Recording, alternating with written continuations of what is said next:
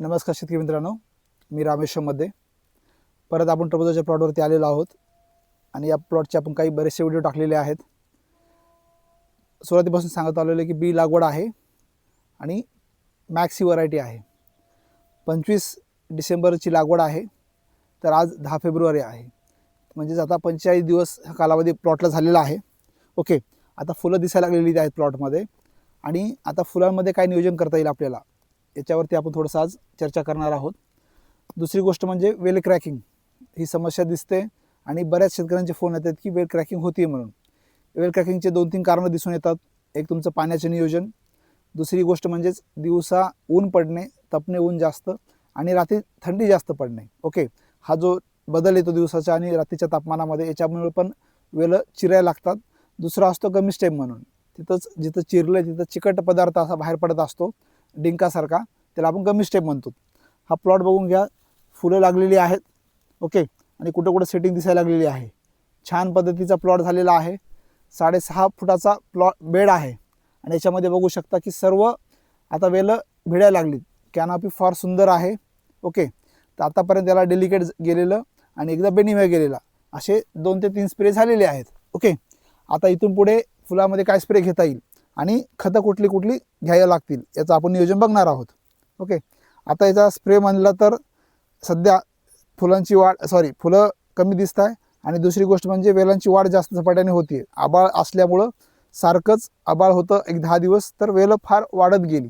याच्यासाठी आपल्याला आता एक कल्टारचा स्प्रे घ्यायचा. कल्टारमुळे काय होईल, पॅक्लोबिट्राझोल असतो, तर थोडंसं तिथं वाढ कमी होईल. ओके, आणि फुलं संख्या जास्त काढेल, व्हेजिटेटिव्ह ग्रोथ स्टॉप होईल. ओके, आणि रिप्रोडक्टिव्ह ग्रोथकडे प्लॉट जाईल. दुसरी गोष्ट म्हणजे एक बुरशीनाशकचा स्प्रे जाईल, ॲमिस्टॉरटॉप. ॲमिस्टॉरटॉप मागच्या व्हिडिओमध्ये मी नको म्हणत होतो, कुठलाही झोल ग्रुप यासाठी, कारण वेलांची वाढ होणार नाही जशी पाहिजे तशी. आणि इथून पुढे ऊन तपतं, ऊन तपल्यामुळं काय होतं, फळं उघडी पडली की फळांना चट्टा पडतो. तर ते थोडीशी कॅनॉपी आणि वेलांची वाढ चांगली असेल तर ती समस्या आपल्याला पुढे चालून जाणवत नाही. ओके, तर आता ॲमिस्टॉरटॉप, कल्टार किंवा तुमच्याकडे कुठलं एखादं चांगलं असलेलं बुरशीनाशक घ्या. दुसरी गोष्ट त्याच्यामध्ये कोराजिन घ्या. काही आबाळ असल्यामुळं थोडंसं आबाळ दिवसा राहतं आहे, त्याच्यामुळं अळींचे प्रमाण दिसतं आहे, कुठं कुठं पानं कातरी दिसत आहेत. तर कोराजिनमुळं अळीला काही कुठली हानिकारक होणार नाही. ग्रीन लेबल येतो, छान आहे. दुसरं इव्हिसेंट पण चालतो.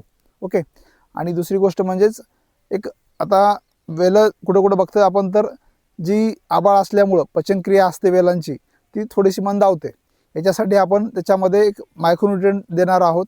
मायक्रोन्युट्रिएंट काय याच्यासाठी की जे काही त्याच्यामध्ये रिॲक्शन्स होत असतात झाडांमध्ये, तर त्या अमायनो ॲसिड्स वगैरे तयार होणं किंवा दुसरी काही जी ग्रोथ असते ती चांगली व्हावी यासाठी मायक्रोन्युट्रिएंटचा स्प्रे आवश्यक घ्या.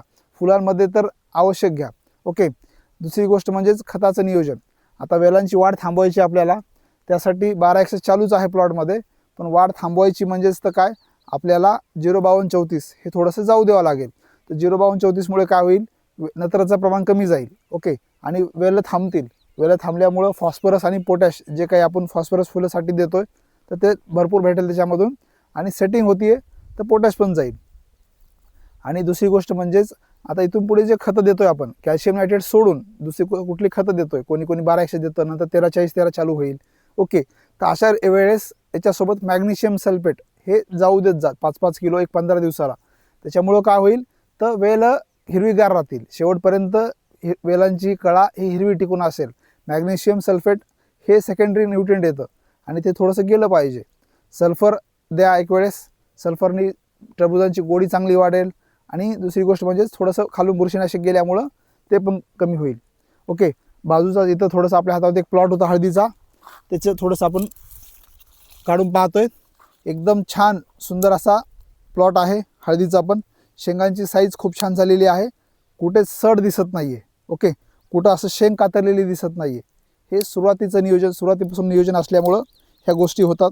शेतकरी पण फार कष्टकरू आहे आणि सगळ्या गोष्टी वेळेवर मॅनेजमेंट होतं. ओके, बघू शकता फार सुंदर अशी शेंगांची साईज पण झालेली आहे.